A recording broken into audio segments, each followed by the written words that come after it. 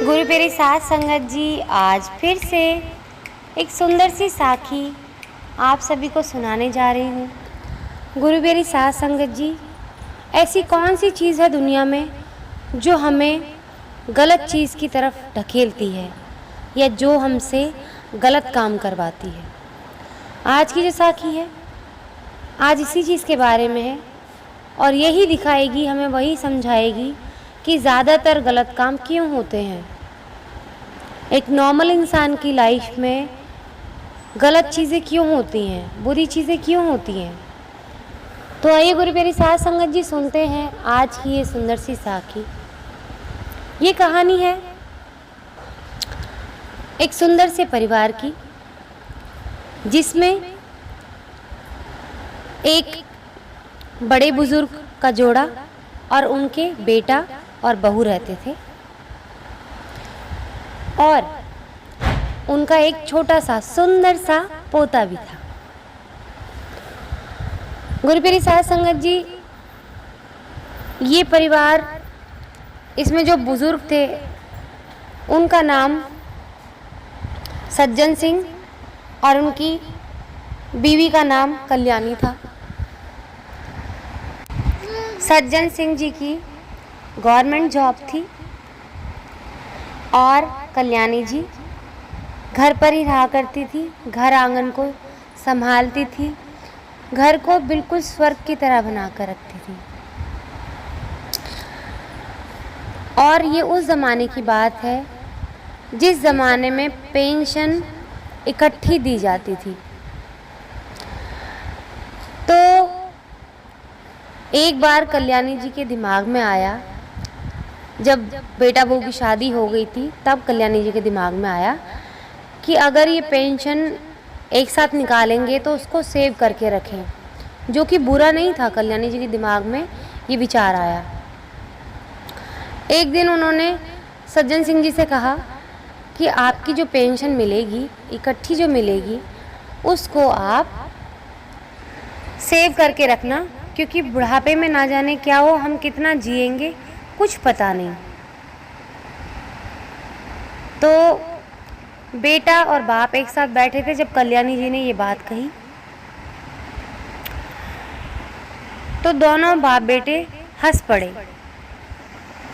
और सज्जन सिंह जी ने कल्याणी जी को कहा कि तुझे डरने की कोई ज़रूरत नहीं है, कैसी बात कर रही है, मेरा बेटा है ना, तुझे घबराने की ज़रूरत नहीं है। गुरु प्यारी साथ संगत जी, कल्याणी जी उस वक्त चुप रह गई। कहते हैं ना, एक घर को बिगाड़ने के लिए एक ही इंसान काफ़ी होता है। उस परिवार में सज्जन सिंह जी की बेटी भी थी, उसकी शादी नहीं हुई थी। हालांकि आकांक्षा जो सज्जन सिंह जी की बहू थी, उन्होंने अपने ससुर जी को कहा भी था कि इनकी शादी कर दो, और कितने दिन कंवारी बेटी को घर में बिठाएंगे, अब तो इनकी पढ़ाई भी पूरी हो चुकी है, अगर आगे पढ़ना चाहती हैं तो आगे पढ़ाइए, और अगर नहीं पढ़ना चाहती हैं, करियर में कुछ नहीं कर रही हैं, तो इनकी शादी कर दीजिए। तब आकांक्षा की बात पे किसी ने ध्यान नहीं दिया।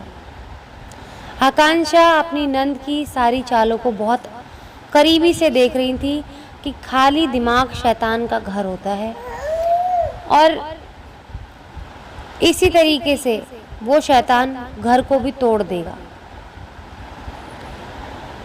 आकांक्षा का डर बिल्कुल सही था। आकांक्षा की नंद जो थी, उसके दिमाग में बहुत गंदी प्लानिंग चल रही थी। आकांक्षा की नंद ने एक लड़के को चुन रखा था जिससे वो लव मैरिज करना चाहती थी, लेकिन वो लड़का कोई पैसे नहीं कमाता था। तो उन दोनों ने मिलकर एक प्लान बनाया कि क्यों ना भैया भाभी की और माँ बाप की जायदाद को हड़पा जाए और यहाँ हम राज करें, और क्यों ना चुपके से चालाकी से भैया भाभी को घर से निकाल दिया जाए, तो सारी जायदाद पर हमारा हक हो जाएगा और हम आराम से अपना जीवन काटेंगे। आकांक्षा और उनके पति सोनू दोनों का स्कूल था, अच्छी खासी इनकम थी घर में। पिता की पेंशन तो थी ही साथ में कि हाँ एक दिन आएगी। तो एक दिन ऐसे ही बैठे बैठे बाप बेटे यानी कि सज्जन सिंह जी और सोनू बात करने लगे कि हम बड़ी गाड़ी लेंगे जो पेंशन से पैसे आएंगे। सज्जन सिंह जी ने ही कहा था कि बेटा अब सारी उम्र मेरी बीत गई, मेरा जो जोड़ा पैसा है मैं चाहता हूँ कि हमारा पूरा परिवार एक बड़ी गाड़ी में घूमे।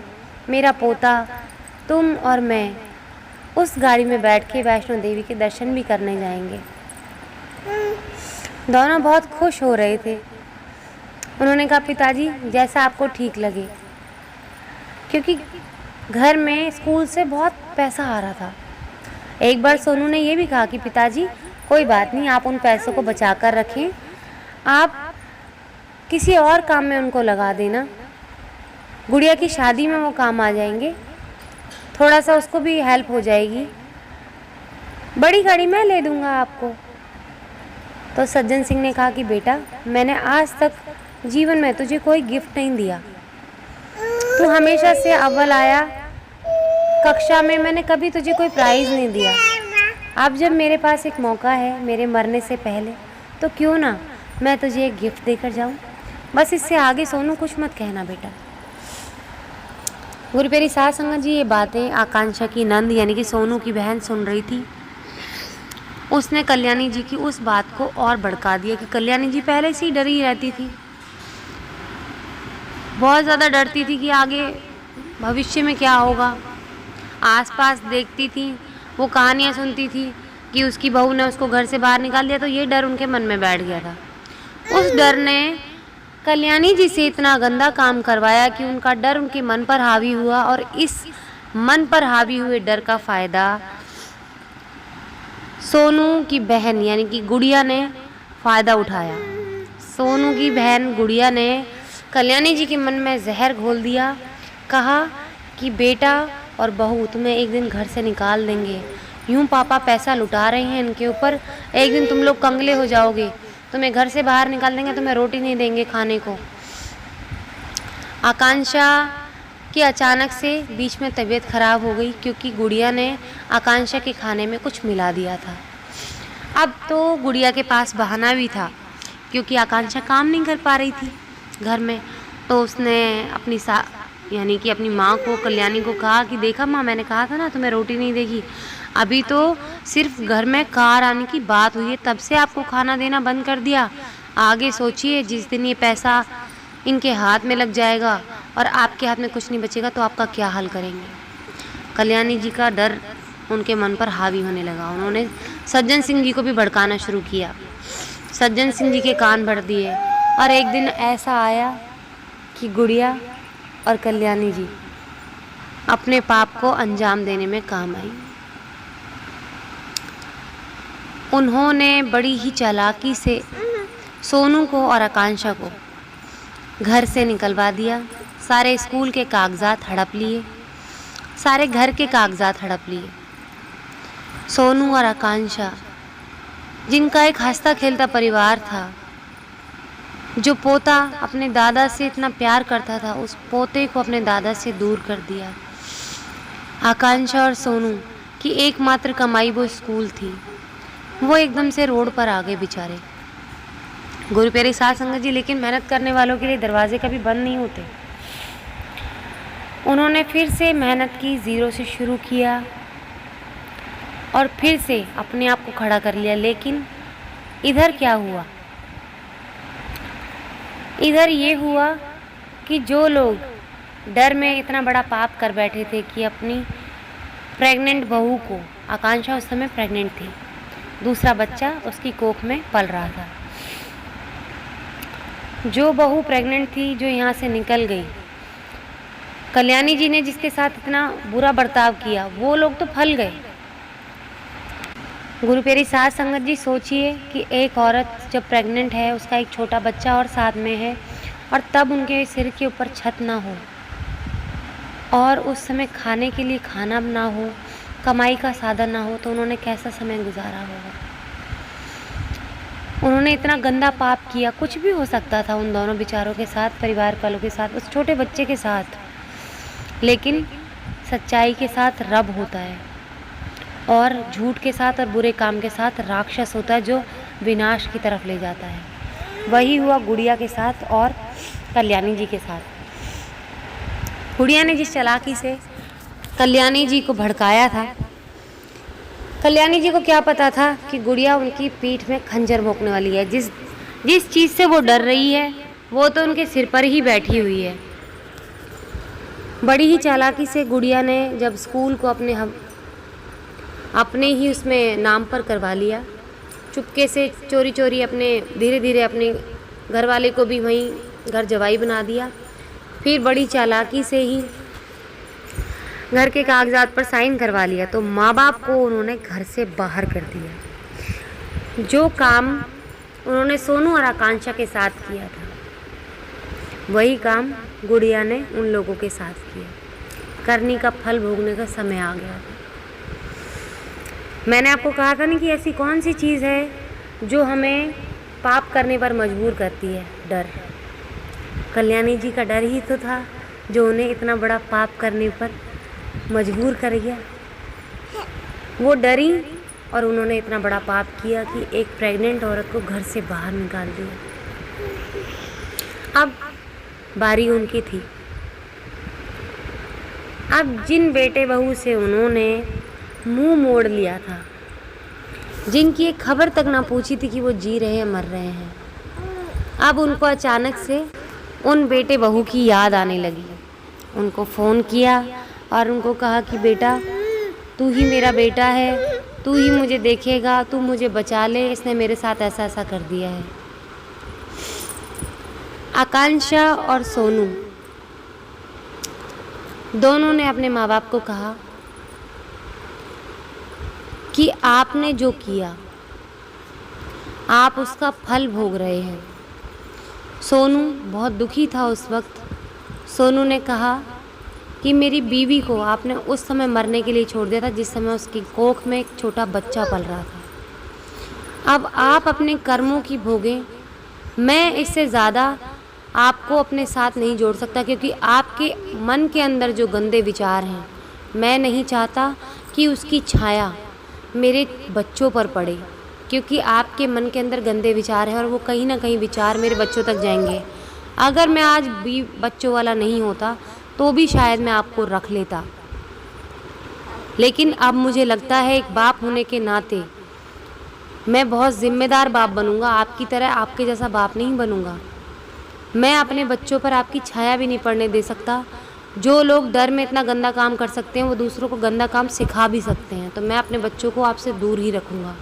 आप अपनी उसी गुड़िया और अपने उसी जवाई के पास रहो जिसकी वजह से आपने इतने मासूम बच्चों को घर से बाहर निकाल दिया था। तो गुरु मेरी साथ संगत जी, ये डर ही है जो हमसे पाप करवाता है। सुनने में ये कहानी बहुत छोटी सी लग रही होगी कई लोगों को, लेकिन जिनके जीवन पर बीतती है ना, वो सोच के देखिए जिस दिन प्रेग्नेंट होके आकांक्षा घर से बाहर निकली होगी, उसके घर सिर पे से छत छीनी होगी, कहाँ गई होगी क्योंकि उसके माँ बाप जिंदा नहीं थे, किस शहर में रही होगी, किस हाल में रही होगी, क्या खाना मिला भी होगा उसको, उसके बच्चे को कुछ भी हो सकता था। शुरुआती दौर में तो कितना ध्यान रखना पड़ता है एक माँ का। उस समय उस बेचारी को धूप भूख झेलनी पड़ी। कई माँओं की मौत तक हो जाती है। अगर बच्चे को पीड़ा पहुँचती है ऐसी हालत में तो माँ की मौत हो जाती है। यानी कि 2 जीवों की हत्या, इतना बड़ा पाप कल्याणी जी ने कर दिया था। हो सकता था ना ऐसा? क्या ये उन्होंने सोचा था? नहीं सोचा था। वो अपने स्वार्थ में लग गए। और हाँ, आपको बताना तो भूल ही गई, वो पेंशन के पैसे जिसके बारे में बहुत चिंता लग रही थी महारानी गुड़िया जी को, उसने उन पैसों से अपने लिए एक बड़ी कार खरीद ली थी। माँ बाप को ये कह के कि मैं तो आपके लिए स्कूल चला रही हूँ, मैं तो आपके साथ धोखा कर ही नहीं सकती। सारा पैसा मैं तो घर में ही दे रही हूँ, मैं कौन सा अपने अकाउंट में जमा कर रही हूँ। ये घर में बड़ी गाड़ी आ जाएगी और आपका जो सपना था वैष्णो देवी जाने का वो भी पूरा हो जाएगा। कल्याणी जी के आंखों पर पर्दा ही पड़ गया था जैसे। सारी बातों को मानती गई और करती गई, क्योंकि जब गलत बात की पट्टी दिमाग पर चढ़ती है ना, तो वो इंसान की समझदारी को बिल्कुल भ्रष्ट कर देती है। शैतान बैठ जाता है दिमाग पर और वो शैतान दिमाग को काम करने ही नहीं देता। कल्याणी जी का दिमाग भी कुछ ऐसा ही हो गया था। उनके दिमाग पर बैठा शैतान उनके दिमाग को काम ही नहीं करने दे रहा था। और जब सब कुछ बर्बाद हो गया, वो रोड पर आ गए, तो उन्हें अपने बेटे और बहू की याद आने लगी। लेकिन अब पछताने से क्या था। अब तो सोनू और आकांक्षा ने भी उन्हें अपनाने से मना कर दिया था। बुरी पेरी साथ संगत जी, ऐसा ही होता है। जब हम बुरे कर्म करते हैं तो बुरे की भरपाई करते हैं। और सबसे ज़रूरी बात इस साखी की कि हमें डरना नहीं चाहिए। हम जिस चीज़ से दूर भागते हैं वो उतना ही हमारे पीछे पीछे भागती है। अगर हम डर के कोई बुरा काम करते हैं तो उस बुरे कर्म की हमें सज़ा मिलती है और वो डर सच में बदल जाता है। आज इसी के साथ इस सुंदर सी साखी को यहीं समाप्त करना चाहूँगी। मिलती हूँ आपसे अपनी अगली वीडियो में नई साखी के साथ। तब तक के लिए खुश रहें, सुमिरन करते रहें, सच्ची सेवा करते रहें।